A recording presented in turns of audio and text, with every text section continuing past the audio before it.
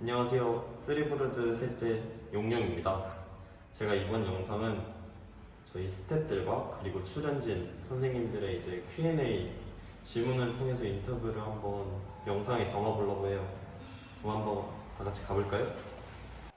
네, 인터뷰 시작에 전에 제가 말씀드리고 싶은 게 지금 인터뷰 시작하겠습니다 라는 그 말 한마디 하려고 지금 한 10분 동안 지금 우리 막내가 NG를 냈어요. 이게 말이 됩니다. 자, 인터뷰를 시작해보겠습니다. 그거 좀 뭐 인터뷰를 시작하겠습니다. 애가 살짝 그 센스가 좀 부족해요. 센스가. 자, 승용씨 저희 네 인터뷰 원하시는 거 해드릴게요. 인터뷰 시작 한번 해보시죠. 네, 그럼 인터뷰 시작할게요. 저희 첫 번째 질문인데요. 네. 이 무대 일은 어떻게 시작하게 되었나요? 그 계기가 궁금한데. 처음 무대를 시작한 거예요. 네. 처음 무대를 시작한 건 그냥 어렸을 때부터 그냥 무대라는 곳이 좀 친숙했어요. 친숙했었고 제가 어렸을 때 유학을 가서 처음 무대라는 걸 다시 이제 정식으로 전공을 하고 공부를 하면서 그냥 그때부터 시작했던 것 같아요. 학생 때부터 전공을 하고 무대를 공부하면서 무대라는 곳이 친숙해졌고 무대에 있는 시간이 방에 있는 시간보다 항상 더 많았던 것 같아요.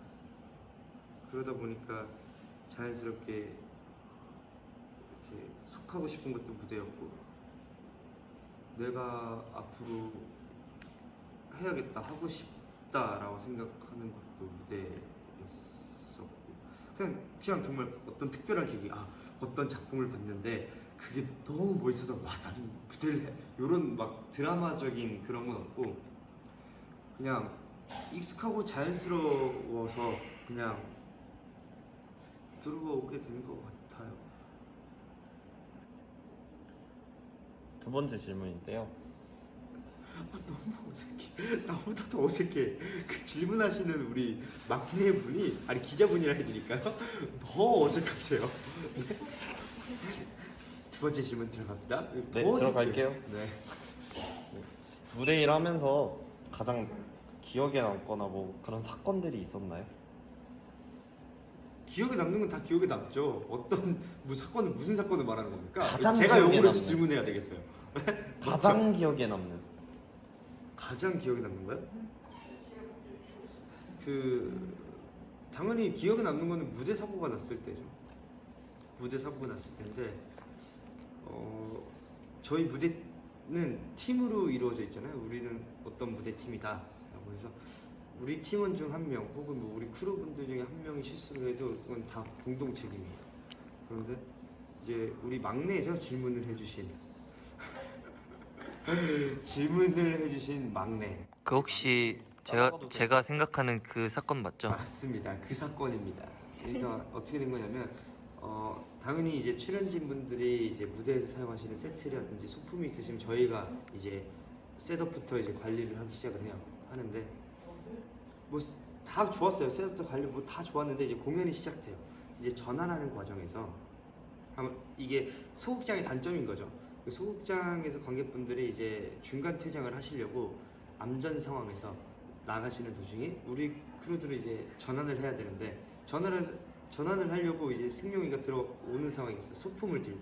근데 그 소품이 그 이렇게 왔다 갔다 하는 거였나요? 맞죠? 그건데 아무튼 그걸 들고 이렇게 조심스럽게 이제 암전 상황에서 마킹 테이프만 보면서 이렇게 들어가는 상황이었고 관객분은 나가는 상황이었고 근데 관객분이 사실 야맹증이 있으셨나 내려와서 바로 오른쪽으로 가면 되는데 그걸 무대를 좀 가로질러서 이렇게 무대 쪽으로 오신 거예요. 그러니까 완전히 승용이한테는 이제 돌발 상황인 거죠. 근데 얘도 집중을 하고 있으니까 그것까지 캐치를 못해서 그 분이랑 받게 되면서 소품이 떨어진 거예요. 그래서 소품이 이렇게 공연 중에 계속 추가 이렇게 계속 움직여야 되는데 그래서 앞에서 푸트 조명기를 써서 이제 뒤에 그림자가 맺히면서 이게 추가 왔다 갔다 하는 그거를 연출자께서 의도를 하신 건데 그게 망친 거죠. 한마디로 어떻게 보면 저희가 망친 거예요. 그 출연자분의 안무자의 작품을. 그래서 그 날이 기억에 남죠. 그래서 정말 정말 저희가 드릴 수 있는 모든 사과라고 해야 되나요? 당연히 사과로 그게 용서가 되거나 그게 치유가 되거나 하진 않겠지만 일단 저희가 할 수 있는 진심 어린 사과를 드렸고, 드리고 나서 이제 그 다음날도 공연이니 그 소품을 구해야 되는데 막 쿠팡이나 뭐 인터넷 뒤져보니까 적어도 배송 기간이 일주일 뭐 열흘 이렇게 돼 있는 거예요. 어떻게 해요? 우리는 구해야 되는데. 근데 공연이 끝난 시간이 10시였어요. 그러니까 어디 뭐 매장 같은 데 들릴 수도 없는 상황이었는데 진짜 운이 좋게 그냥 블로그나 뭐 어디 그 판매처를 막 찾다가 010 판매처 그 주인분의 전화번호를 이제 찾게 된 거예요. 염치부를 쓰고 그 저녁에 전화를 드렸죠. 상황 설명을 해드리고 이 소품이 있느냐, 있긴 있는데 지금 어떻게 보내드릴 수도 없고 매장도 닫았고 하시다. 저희가 찾으러 가겠습니다. 위치가 어디죠? 했는데 저는 그래도 막 부산 아니면 뭐 대구 이렇게 생각을 했어요. 뭔데 이렇게 말씀을 하셔가지고. 근데 저희는 부산이고 대구여도 갈 생각을 했던 거예요. 그런데 다행히도 경기도 광주 그렇게 멀지는 않죠. 뭐 부산에 비해서는. 밤에 경기도 광주까지 가서 이제 그거를 구해서 이제 가져다 드렸죠, 출연자분께. 근데 또 출연자 선생님께서 너무 마음씨가 착하시고 저희를 또 이해를 해주셔서 큰 다른 뭐 사건이라고 해야 되나? 그런 거 없이 잘 넘어가서 그 다음 공연은 무사하게 잘 마쳤습니다. 그게 가장 기억에 남는 것 같아요. 그래서 저도 화가 많이 났고 한데 가장 또 신경 쓰이던 부분은 출연자분들은 이 공연 이틀 공연을 위해서 길게는 6개월, 1년 혹은 짧게 뭐 적어도 3개월 이 정도의 시간을 계속 연습을 하시고 그만큼의 시간도 투자하시고 돈도 투자하시고 많은 보이지 않는 또 소가리도 하시면서 이렇게 어렵게 이렇게 무대를 만드시는데 저희의 그 3초, 5초의 그 시간의 실수 때문에 그 하루의 공연이 다 망쳐버린, 그게 너무 죄송스러웠죠. 다시는 절대 다시는 제가 무대를 하면서 일어나지 않았으면 하는 게 정말 무대 사고입니다. 뭐 제가 다치는 거는 얼마든지, 왜냐 내가 다치면 우리 크루들이 있으니까 나보다 더 실력이 좋으니까 알아서 진행을 하면 되는데, 근데 출연자분들의 소품 세트 뭐 그게 고장나거나 갑자기 그런 상황이 생기는 거는 진짜 평생 안 일어났으면 좋겠어요. 사과하세요. 죄송합니다. 그게 지금 카메라 보고 사과하셔야죠. 90도로 사과하세요 빨리. 자기가 자기 무덤을 팠습니다. 빨리 사과하세요. 다시 출연자 선생님께 죄송하다고 정말 죄송합니다. 안녕하십니까. 어머. 그리고 지영 쌤 여기 오른발로 막힌 거 밟으셨잖아요.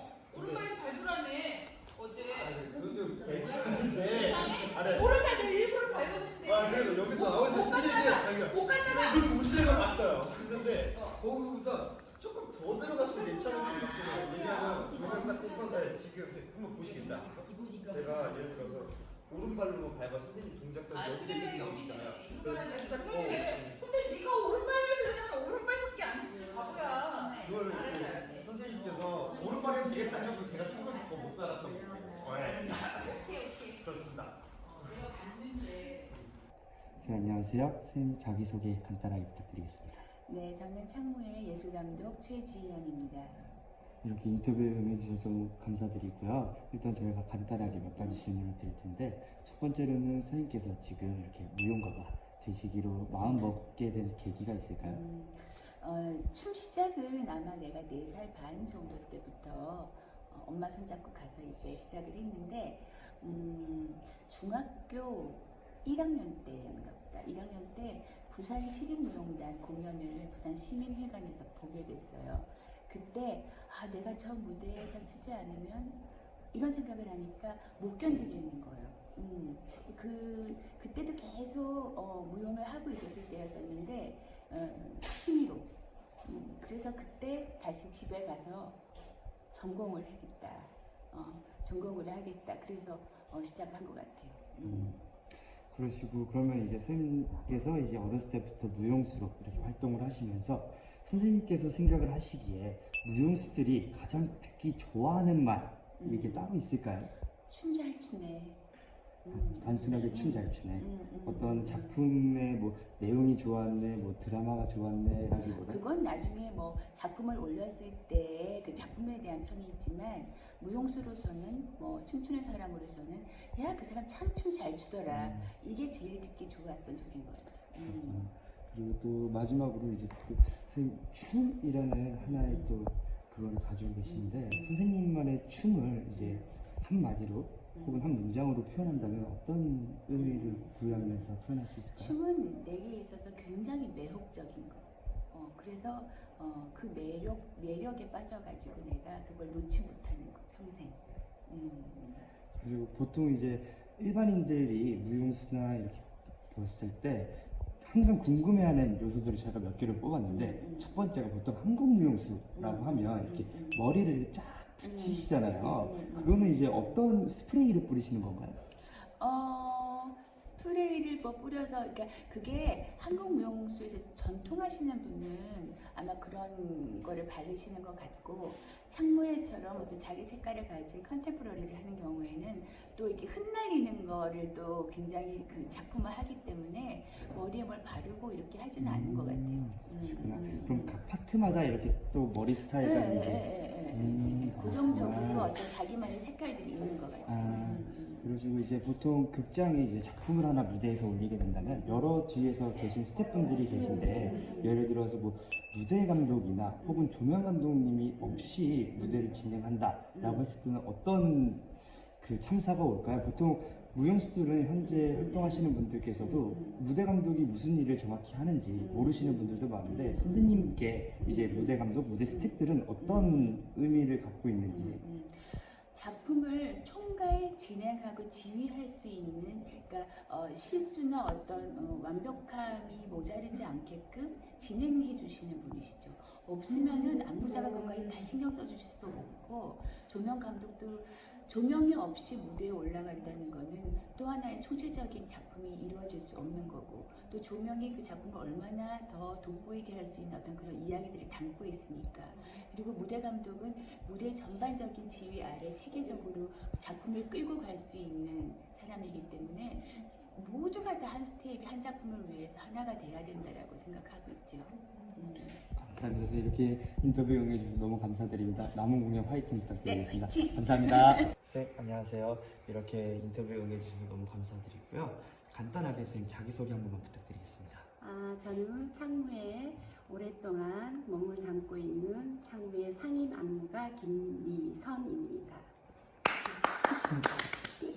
네, 선생님은 이제 춤을 추고 계시고 무용수, 안무가로서 이렇게 활발하게 활동 중이신데요. 이렇게 처음 무용한 시작한 계기가 분명히 뚜렷하게 있으실 거예요. 다만 저희가 궁금한 것들은 예술가, 예술을 하고 싶으시면 뭐 미술도 있고 당연히 무용도 있고 연기도 있고 음악가도 있고 이런 여러 예술의 이렇게 범위가 많은데 예를 들어 엄청 유명해지고 스타가 될 수 있는 기회가 확실히 많은 배우 분야도 있을 텐데 왜 선생님께서는 춤, 무용가를 선택을 하셨는지 그게 너무 궁금합니다.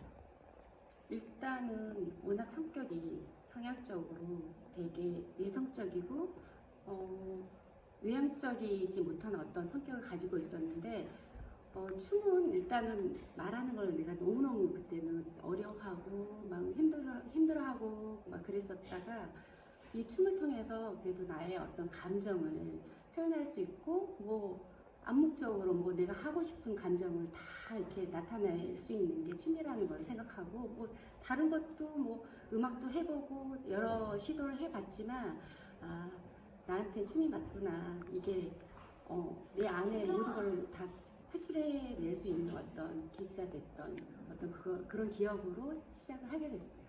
간혹가다 이제 선생님께서 많은 무대를 보시지만 뭐 연극 배우분들, 뮤지컬 배우분들 같은 경우는 엄청나게 이렇게 대중들에게 마찬가지로 엄청난 환호도 더 많이 받고 이제 인기라고 하죠. 그런 것들 많이 간혹가다 그게 부러우실 때가 없으신지. 한 번도 부럽거나 그렇지는 않고 나는 내 거를 계속 나의 생각과 감정을 내가 스스로가 찾아가고 계속 나를 찾아가는 어떤 긴 여행으로 보고 춤을 추기 때문에 그런 거에 한 번도 부러워하거나 그렇진 않았습니다. 멋진 말 아니십니까, 선생님? 그럼 많은 무대에서 이렇게 춤을 추시면서 간혹 일반 관객들이 봤을 때 저 무용수는 춤을 추면서 과연 이 작품의 시나리오와 드라마라든지 그런 것들을 정확하게 생각하면서 추는지 아니면 단순히 힘들다 혹은 넘어지면 안 된다 잘해야 된다라는 생각을 갖고 추는지 어떤 생각을 정확히 갖고 추시는지 좀 많이 궁금하십니다. 그게 작품마다 나타나는 어떤 매번 다른데 춤을 어떤 테크닉이랑 그런 거를 다 떠나서 춤이라는 거는 자기가 가지고 있는 어떤 진정한 어떤 마음으로 진실한 마음으로 그만큼의 어떤 자기가 배워왔던 그 과정 속에서 그 배운 걸로 진실하게 표현했을 때 그 젊은 친구가 테크닉이 안 좋아도 굉장히 감동을 주는 신선하고 그러한 느낌을 받기 때문에 그거는 뭐 잘하고 못 추고는 시간이 가면 갈수록 자기가 보이는 만큼 어떤 필요로 하는 것을 또 찾게 되고 배우게 되고 그러기 때문에 그 춤을 출 때는 정말 진정한 마음으로 진실하게 표현하는 어떤 그런 마음으로 추지 않으면 안 된다고 생각합니다. 이제 선생님께서도 뭐 소극장, 중극장, 대극장 많은 무대에서 이제 여러 스태프분들과도 작업을 하는데 간혹가다 출연진 분들께서 무대 감독이 정확히 어떤 일을 하는지, 조명 감독이 어떤 일을 하는지 뭐 정확하게 구분이 안 되시는 분들도 계시고 무대 감독이라는 뒤에서 그런 스태프들이 나는 아무 소품도 없고 한데도 굳이 필요할까? 왜 필요하지?라는 의문점들을 가지고 계시는 분들이 많은 것 같아요. 일반 사람들이 일반인들도 마찬가지고 혹은 그냥 간혹가다 이제 아직 학생분들이나 그런 분들께서는 그래서 그런 거에 대해서 선생님께서는 어떻게 개인적으로 생각을 하시는지. 모든 예술, 무대 예술은 그 분야별로 가지고 있는 어떤 특성들이 다 있기 때문에 그거가 굉장히 세분화돼서 다 요즘에는 다 전문성을 띄우고 교육받고 우리 때는 그거에 대한 어떤 인식이 많이 없었지만 요즘에는 그거에 대해서 같이 작업하는 한 작품을 위해서 작업하는 어떤 모습들을 보면서 당연히 꼭 필요하고 뭐 세트나 소품이 없어도 꼭 있어야 되는 어떤 존재이다라고 생각을 하고 당연히 필요하죠. 그런 스태프들이 그리고 굉장히 요즘에는 예전하고 달라졌기 때문에 그 어떤 전문성도 많이 이렇게 올라가고 그래서 그런 든든함이 있어요. 요즘에는 특히나 더. 그래서 마지막으로 이제 무용을 하고 싶어하는 꿈나무들 이제 학생분들 될 수도 있고 아니면 나이가 드셨지만 이제서라도 시작하고 싶으신 분들 이 춤에 대한 열정을 가지신 분들이 이제 난 이제 평생 동안 내 몸 바쳐서 춤을 출 거야 라고 이렇게 말씀을 드렸을 때 선생님께서는 어떻게 말씀을 해주고 싶으신지. 일단은 그럼 끝까지 죽을 때까지 춤을 출 거야 라는 거는 자기의 어떤 많은 경험이 있어야지 그게 어느 정도 경지에 왔을 때 그런 마음이 생기는 것 같아요. 일단은 무조건 여러 새로운 경험, 직접적인 경험, 간접 경험 그런 거를 많이 통해서 본인이 어느 순간이 그 순간이 오거든요. 그때 정해도 늦지 않다라고 봐요. 감사합니다, 선생님. 이렇게 좋은 인터뷰 응해주셔서 너무 감사드립니다. 네, 선생님 이렇게 인터뷰에 응해주셔서 너무 감사드리고요. 선생님이 간단하게 자기소개 한 번만 부탁드리겠습니다. 안녕하세요. 저는 한국무용 전공하고 있는 김지영입니다. 청부에 입단은 90년도에 입단해서 약 30년이 돼가고 있죠. 넘어가고 있죠. 네, 그렇게 되었고 전통을 바탕으로 창작춤을 추면서 나이 듦에 따라 전통에 대한 어떤 깊이 있는 그런 공부들을 요즘 하고 있고 무용문화재 부분에 관해서 연구를 하고 진행하고 있습니다. 네, 한마디로 선생님께서는 이제 춤이라는 것을 이제 가지고 평생을 살아가고 계시는 것 같은데 일단은 그러면 춤을 선생님 몸에 내재되어 있다는 가정하에 자신을 나타낼 수 있는 핵심 키워드라고 하면 3가지 정도가 뭐가 있을까요, 선생님? 나를 나타내는 네. 힘, 힘, 파워, 에너지 에너지. 같은 뜻이에요. 네. 그 다음에는 가변성, 그리고 즉흥. 즉흥. 그러시고 일단은 보통 배우라고 하면 이제 연극 배우분들도 계시고 TV 드라마 배우, 영화 배우들이 이렇게 계신데 보통적으로 한 포괄적으로 배우라고 하면 이제 뭐 스타 이렇게 유명하신 분들 이렇게 밖에 대중들에게 많이 이렇게 서서 이제 이목도 많이 집중받는 직업도 하나의 예술가로서 저희가 칭하기도 하는데 그런 스타들을 보면서 무용가는 조금 그거에 비해서는 대중성이나 이렇게 이목을 많이 집중받는다거나 그런 면이 좀 떨어지는데 가끔씩은 이렇게 춤을 추시면서 무용수로 살아가시면서 이제 배우들처럼 아 나도 밖에 나가거나 아니면 혹은 평상시에도 그런 이목 절대 그런 거 안 하고 싶고요. 음, 뭐 그러면 얼마나 제약이 많겠어. 그 살아가는 데 있어서 저는 지금이 너무 좋고 그냥 하지만 소소한 사람들 속에서는 내가 스타기 때문에 뭐 꼭 대중의 스타가 꼭 될 필요는 없다고 생각합니다. 내 안에서 내가 스타면 됐지 뭐. 멋지신 발언이었습니다. 그래도 간혹가다 이제 무용 이게 일반인들이 봤을 때는 또 일반인들한테도 선생님들께서 많이 선생님들의 작품과 선생님들의 춤에 대한 그런 것들을 많이 알려주고 싶어 하시는 네. 노력을 많이 하시는 걸로 알고 있는데 간혹가다 그러면 혹 무용을 알려주되 이제 그런 대중성을 많이 가진 배우분들과 함께 조금 더 협업해서 조금 무용이란 걸 돋보이게 더 알려주고 싶어 하시는 도전 같은 걸 또 해보시고 싶은 마음이나 진행하셨던 게 있으실까요?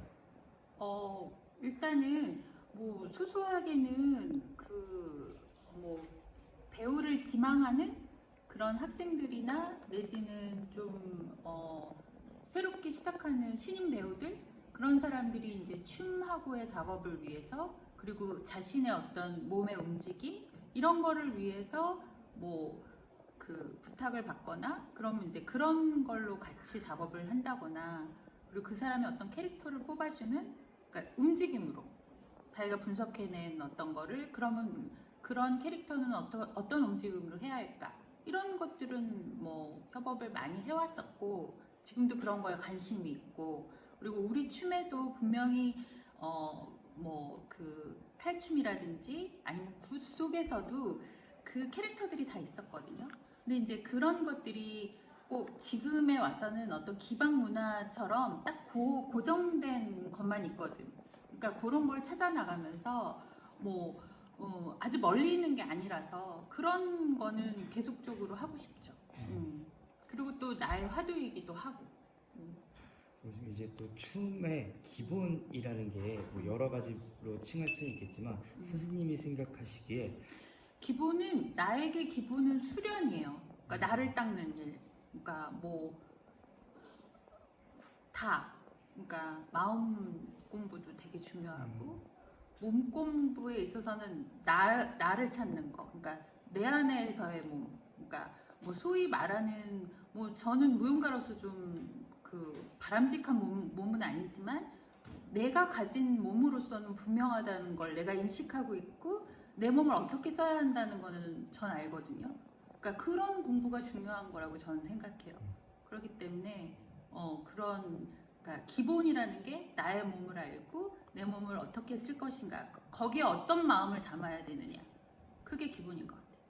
그리고 또 일반인들이 생각을 하셨을 때 보통 한국 무용, 뭐 전통 춤도 있고 이제 창작 선생님처럼 창작을 추시는 분들도 계신데 보통적으로 한국 무용을 하신다라고 하면 보통적으로 종교가 당연히 100% 불교겠구나라고 생각하실 저는 수가 있는데 기독교입니다. 모태 신앙이고 그래서 어렸을 때는 사실 승무라는 거를 추는 거 자체를 좀 꺼려했었어요. 진짜 어린 마음에. 근데 지금은 내가 대하는 그 승무는 민속춤이에요. 그러니까 물론 불교의 어떤 요소적인 걸 갖고 왔지만 우리 민속성에 민족들이 가지는 어떤 정서와 그 안에 담겨 있는 미의식이 승무라는 거에 함축적으로 표현된 거지 그게 불교의 어떤 종교성을 띠고 있는 춤이라고는 생각 안 하기 때문에 그런 건 뭐 문제가 없었고 그리고 나는 항상 내가 내 종교에 그러니까 나의 하나님께 내 몸으로 온몸으로 기도드리는 그거는 분명해요. 내가 춤을 추는 이유도 온몸으로 기도드린다는 마음으로 추기 때문에 종교에 있어서는 전 기독교입니다. 그리고 마지막으로 이제 소극장이든 대극장이든 중극장 어디 극장을 가셔서 무대 위에서 이제 공연을 올리실 때에는 이제 항상 무대 뒤에 이제 여러 스태프분들이 계시나요? 예를 들어서 무대 감독도 계시고 이제 조명 감독님들도 계시고 무대 크루분들도 계신데 보통 이렇게 무용수 분들이나 단순히 출연을 하시는 분들께서는 이제 무슨 무대 감독들이 무슨 일을 하는지 정확히 모르는 경우도 있고 꼭 그 사람들이 필요로 할까라는 이런 의문점을 가지시는 분들이 간혹 계신 것 같아요. 선생님께서는 아니죠. 네. 아니죠. 이 무대를 위해서는 무용가는 하나의 일부분이에요. 공연에 있어서. 공연을 무용가가 다 한다? 절대 아니죠. 공연이라는 거는 그 무대에 돌아가는 어떤 시스템적인 부분과 그거를 움직일 수 있는 인력과 그리고 이제 공연자 그리고 더 중요한 관계 이런 게 다 모여서 복합적인 형태로 진행되는 것이 무대고 공연이기 때문에 저는 너무너무 중요하고 사실 저는 뭐 소극장, 중극장, 대극장 다 할 것 없이 그 무대에서 일하시는 분하고 어떤 호흡들이 맞아질 때 좋은 공연이 있지 절대로 뭐 내 욕심대로 해서 되는 것도 아니고 뭐 그분들의 어떤 그런 게 함께 그러니까 시너지를 내야지만 좋은 공연이 될 수 있기 때문에 스태프들이랑 많은 이야기를 하는 게 되게 중요하다고 생각하고 스텝 회의 때 충분히 그런 이야기들을 소통을 해야지만 이제 좋은 공연도 된다고 생각이 되고 그래서 조금 사실은 예전에는 작업할 때 늘 스태프들하고 처음에 이제 이 공연이 시작되면 스텝 회의를 먼저 하고 컨셉도 같이 잡고 우리가 필요한 게 뭔지 막 이런 것들이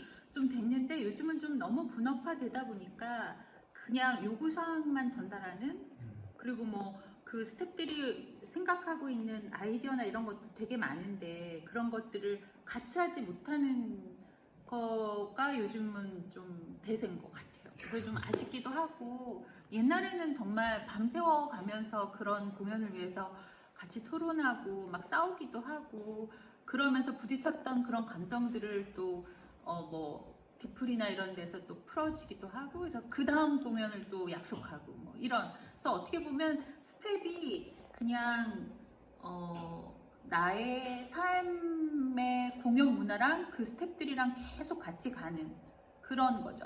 그러니까 어떻게 보면 포스트 극장에서에는 그거에 맞다고 생각해요. 뭐 이광성 감독님도 있지만 저의 어쩌면 첫 무대부터 계속적으로 같이 왔던 사람이기 때문에 말 안 해도 뭐 뭘 원하는지 다 아는 그런 분들이 주위에 스텝으로 많이 있는 것 같아요. 그래도 그것도 복이죠, 뭐. 그쵸? 맞습니다. 네, 꼭 필요합니다. 이렇게 인터뷰 응해주셔서 너무 감사드립니다. 감사합니다. 네, 감사합니다.